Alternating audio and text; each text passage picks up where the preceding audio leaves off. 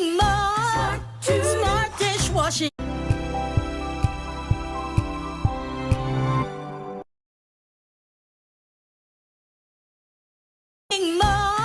Smart dishwashing paste ko.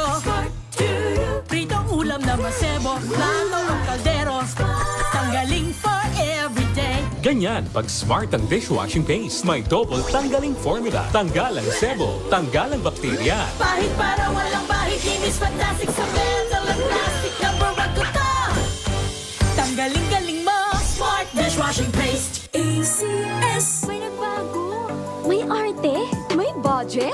Akala nyo lang yon. So solid. White rose papaya, wow, white rose. White rose papaya, wow, white rose. White rose papaya. May glow up with a white rose papaya. White rose papaya. May puti power times 2 kasi may papaya at niacinamide. May shea butter and tea tree oil pa. Kutis sulit ang glow May up. glow up with a white rose papaya.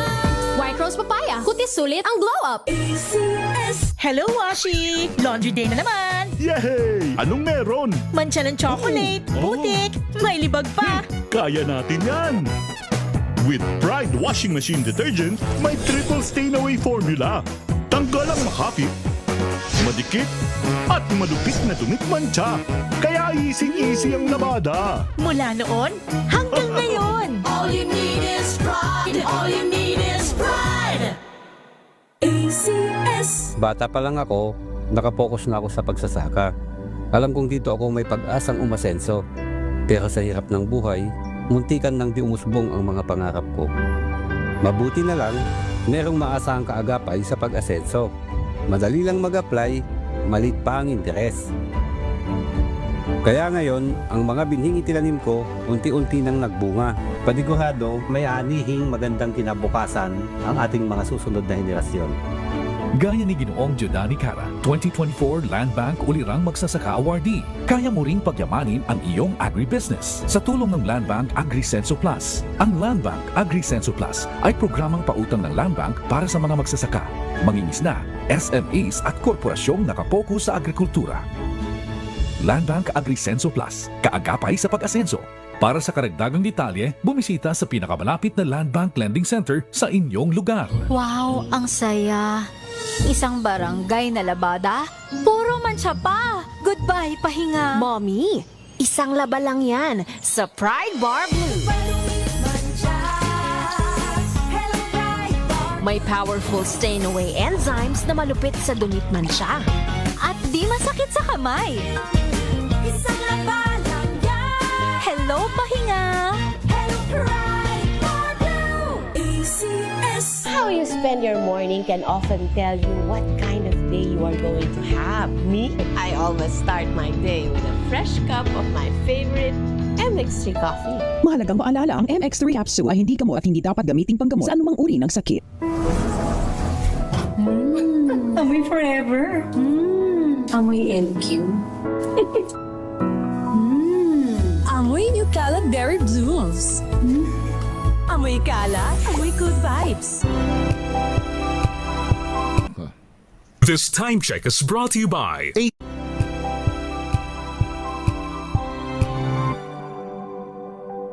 Sa lahat ng bagay, simula pa lang, siguraduhing max protection na. Kasi pag kulang ang proteksyon, baka madaling masira. Sa ngipin, dapat may max protection din. Max sa halaga ng unique toothpaste. With Max Protect Formula, help stop cavities before they start, while keeping breath fresh. Try unique maximum fluoride protection para max alaga, max protektado. ACS. Amoy forever. Amoy LQ.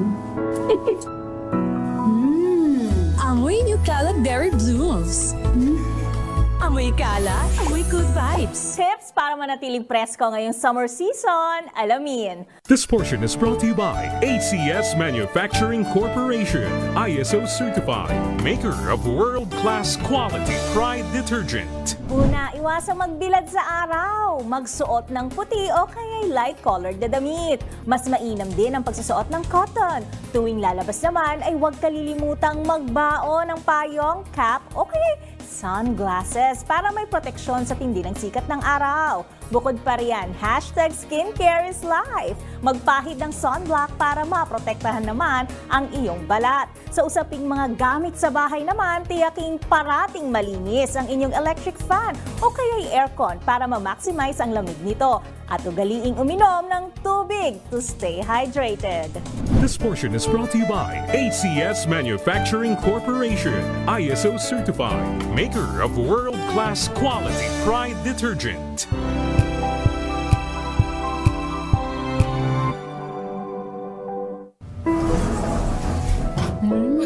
Amoy forever. Amoy LQ. Amoy New Caleb Berry Blooms.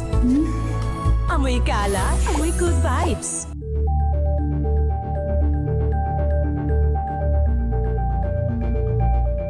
Champion na milyonaryo pa!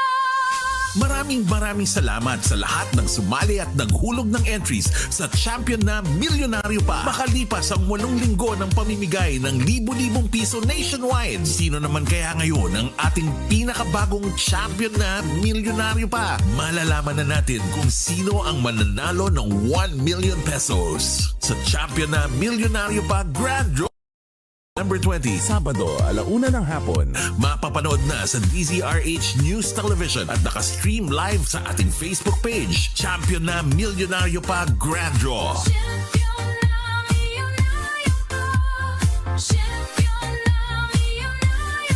See posters or visit our Facebook page for more details. Promo period is from October 5 to December 5, 2025. DTI Fair Trade Permit number FTEB 235097, Series of 2025. Bili ni Itay, pagyamanin ang lupa't pananim, paghandaan ng bukas.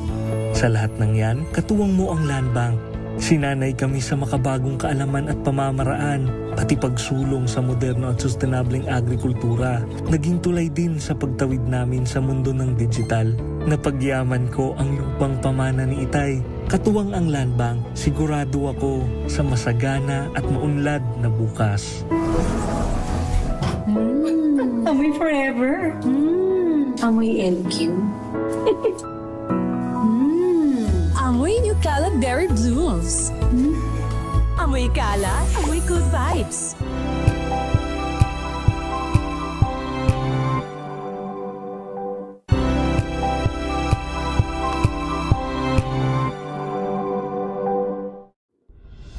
Tuloy-tuloy ang pagtulong. Tuloy-tuloy ang pagseserbisyo. We end up this program. Teka muna.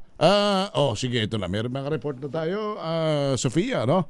Let's do it. Balansyado. Ito't si Pangulong Marcos walang personal knowledge sa pisara ng 2022 elections.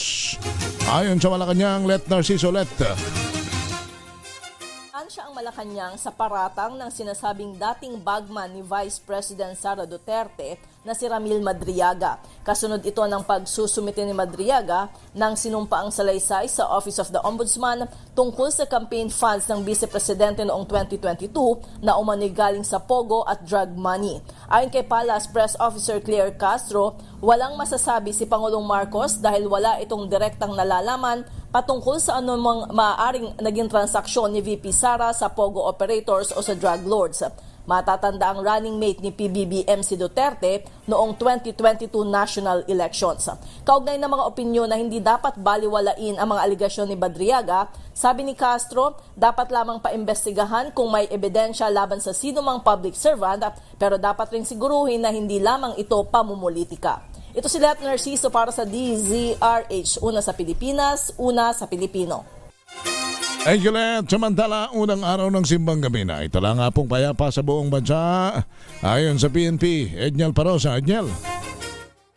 Inulat ng pambansang pulisya na payapa at walang untoward incident na nangyari sa unang araw ng simbang gabi ng mga kababayan nating Katoliko. Ayon kay Acting PNP Chief, Police Sergeant General Jose Melenchiner Tatis Jr., sinasalamin nito ang kahandaan ng lahat ng police unit sa buong bansa.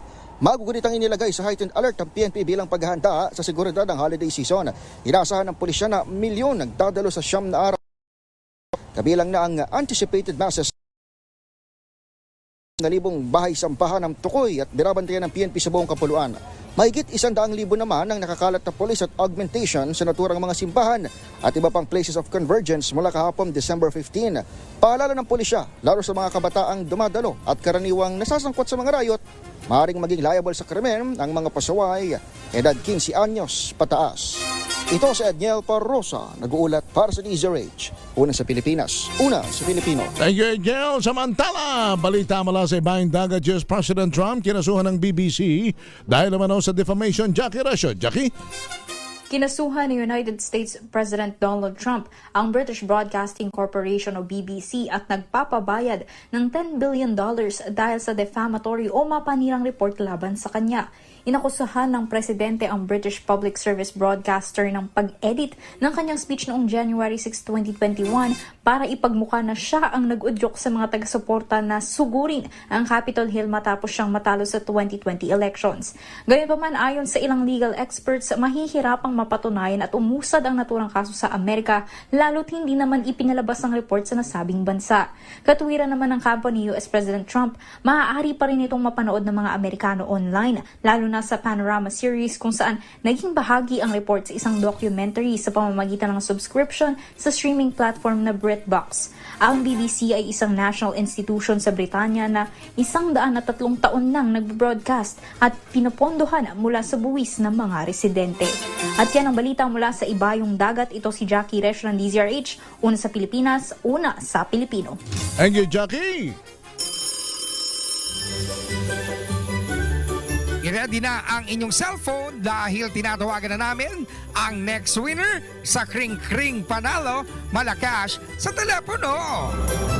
At may winner na tayo mula pa sa Zamboanga City, si Sir Carmelo Cantar. Sir Carmelo, magandang gabi po sa inyo. Good evening, Sir Henry. Ay, salamat po at kayo'y aming napiling nanalo, kaya bibigyan na namin kayo ng pondo para sa inyong flood control project. Oo, ito na. Malaki. Malaki ito. Ano ang himpilan ng radyo na una sa Pilipinas, una sa Pilipino? DZRH. Very good. Nasa Zamboanga kayo ngayon? Aba, saan sa Zamboanga ho yan? Talon-talon ho, Sir Henry. Kita mo nga naman. Sige, mag-iingat po kayo at salamat po sa inyong pakikinig palagi. Thank you. Salamat din po. Ayan, si Sir Carmelo Cantar ng Zamboanga City ang ating panalo ngayong gabi. At yan na, ang abuhan ng mga balita sa Balansyado. Sa ngalan po ng aking partner na si Karen Oyong, ako si Henry Uri. Ang tabayanan po ninyo ang magandang si Attorney Rina Seco na mananalo na Star of the Night sa aming Christmas party ngayong gabi. At wala na, ikaw na. Oo, dapat i-cancel na nung iba yung kanilang mga ano ba topic mo, attorney? Pwede bang pilitin na mag-perform? Pwede. Christmas party. Nako, may sabi ng Dolly, hindi yata pwede pilitin. Kayo bang mga may Christmas party, pwede ba kayong pilitin at pwede ba kayong humindi pag kayo pe-performin ang inyong mga HR? Pwede bang hindi sumali sa exchange? At pwede bang hindi sumali sa mga paskuhan ng opisina? Ay, tabayanan po ninyo. Magandang topic yan. Thank you! Ako si Henry Uri.